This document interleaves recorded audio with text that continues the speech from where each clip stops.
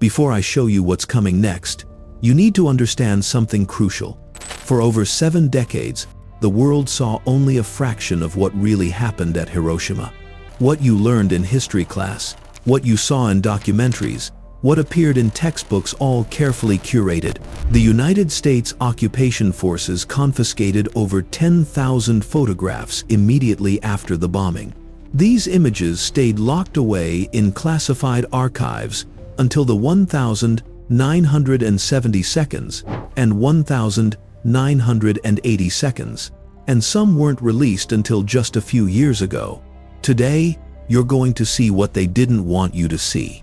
Welcome to Forbidden, where we uncover the historical truths that were buried by design. This is the complete story of Hiroshima, told through the photographs that governments on both sides tried to erase from memory. Let's go back to August 5th, 1945, exactly 24 hours before the atomic age began. Hiroshima was alive with ordinary routines. Factory workers streamed through the gates of the Mitsubishi plants. Children played in the Motoyasu River during the summer heat, and street vendors sold grilled squid near the Aoi Bridge. The city held 340,000 people that morning, most of them civilians going about their daily lives with no idea that their city had been chosen as a target. What makes these photographs so haunting is their absolute normalcy. In one image, a mother adjusts her daughter's school uniform outside their wooden home. In another, elderly men play shogi in the shade of a temple courtyard. These weren't military installations or strategic targets.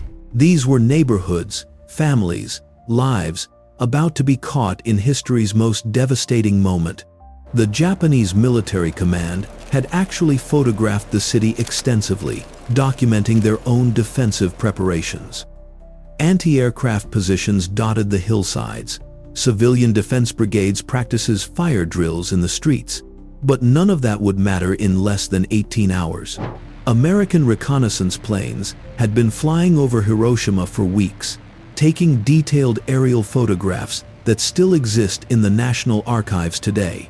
The target was chosen specifically because it had been spared from conventional bombing raids. Military planners wanted an intact city to measure the weapon's full destructive power. Every building, every street, every life in those final photographs served as a baseline for what was about to become the world's first live nuclear experiment on an urban population. At 8:15 and 17 seconds on the morning of August 6th, the Enola Gay released a uranium-based atomic bomb nicknamed Little Boy from 31,000 feet. 43 seconds later, the weapon detonated 1,800 feet above Shima Hospital, creating a fireball that reached several million degrees. The photographs taken in the hours immediately after show a landscape that doesn't look like Earth anymore. This is where censorship really begins. Military photographers, both American and Japanese, documented ground zero within hours of the blast. What they captured defied comprehension. The Aoi Bridge, meant to be the aiming point, stood twisted but recognizable. Everything within a mile radius had been vaporized or flattened completely. But the most disturbing images, the ones that remained classified for decades, showed something else entirely. On the concrete steps of the Sumitomo Bank, 1,500 feet from the hypocenter, a dark shadow permanently burned into the stone. A human being had been sitting there when the flash came. Their body absorbed the thermal radiation, shielding the stone behind them from bleaching. When they were vaporized, only their shadow remained. These shadow photographs exist all over ground zero. On bridge railings, on building walls, on the sides of wooden carts. The US military confiscated every single one they could find. The official reason given decades later was that such images would cause psychological harm and might generate anti-American sentiment during the occupation. But here's what they really show: the instantaneous nature of nuclear warfare. No warning, no shelter, no survival. One moment you exist, the next you're a shadow on concrete. That reality conflicted with the official narrative that Hiroshima was a military necessity that ended the war quickly. These photographs proved that whatever military value the bombing held, it came at a cost that couldn't be explained away as collateral damage. Within minutes of the detonation, survivors began stumbling toward the rivers.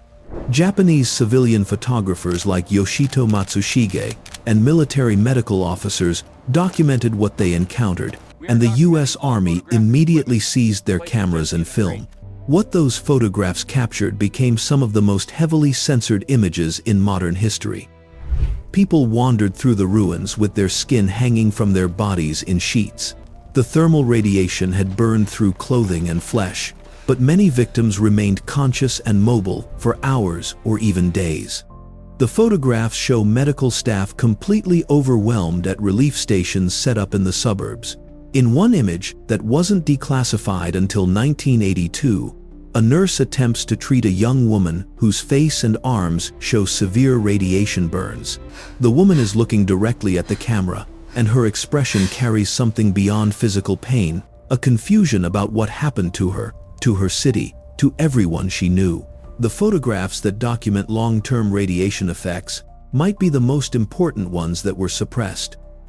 Between 1946 and 1952, both Japanese doctors and the U.S. Atomic Bomb Casualty Commission extensively photographed survivors dealing with keloid scars, thick, raised scar tissue that forms after severe burns. These images show the permanent physical marking that radiation leaves on human bodies. Young women whose faces were scarred beyond recognition. Children who survived the initial blast but grew up disfigured. The medical documentation is extensive and disturbing, and almost all of it remained classified until the 1970 seconds at the earliest.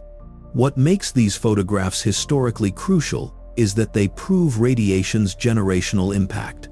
Women who were pregnant during the bombing gave birth to children with severe developmental issues and genetic damage.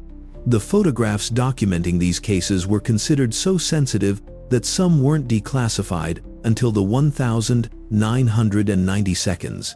The U.S. government's official position during the occupation was that radiation effects were limited and temporary. These images proved otherwise. They showed that the weapon didn't just destroy a city on August 6th. It poisoned the ground, the water, the air, and the genetic future of everyone who survived. Comparison photographs from the 1950 seconds and 1960 seconds show Hiroshima rebuilding itself, but they also show something else. Survivors living with permanent disfigurement, walking through modern streets in a reconstructed city while carrying the visible evidence of what happened to them. These images weren't released to the American public during the Cold War because they complicated the narrative of nuclear weapons as instruments of peace through strength. How do you justify stockpiling thousands of warheads when the photographic evidence shows what just one does to human beings across generations? So why did the censorship last so long? The official explanation involves national security, strategic advantage, and preventing the spread of sensitive information to potential adversaries. But the photographic record tells a different story. The images that were suppressed most aggressively weren't technical documents about the bomb's design or blast radius calculations. They were photographs of children in hospital beds, of survivors with radiation burns, of shadows on concrete where people used to be.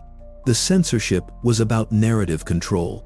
During the occupation of Japan, which lasted until 1952, American forces controlled all media and documentation. The official story presented to both Japanese and American audiences was that Hiroshima and Nagasaki were military targets that had to be destroyed to end the war and save lives that would have been lost in a mainland invasion.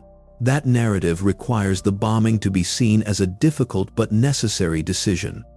The photographs contradict that framing.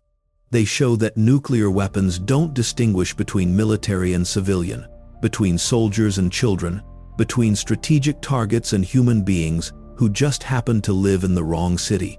Declassification came gradually, often because researchers filed freedom of information requests, or because Japanese survivors pushed for transparency. Even today, some photographs remain restricted or difficult to access. What we've gained from this slow release of evidence is a more complete understanding of what nuclear warfare actually means. It's not an abstract geopolitical concept or a strategic deterrent. It's what you see in these photographs: permanent shadows, generational damage, suffering that lasts decades after the flash. That's what was censored for 70 years. Not military secrets, but human cost. From ordinary families going about their lives on August 5th to the shadows burned into concrete at 8:15 the next morning, you've witnessed the complete photographic record that governments tried to suppress. These 100 images remind us that history isn't what we're told in textbooks, it's what they tried to keep hidden. The full truth of Hiroshima exists in these censored photographs, in the faces of survivors who lived with the consequences, in the medical records that documented suffering across generations. Thank you for taking this difficult journey through one of history's most heavily censored chapters. If these hidden truths moved you, help us bring more forgotten stories to light. Hit that subscribe button so you never miss a forbidden investigation. Next time, we're uncovering classified photographs from another event that governments worked for decades to erase from public memory. Until then, remember that the most important history is often the history they didn't want you to see.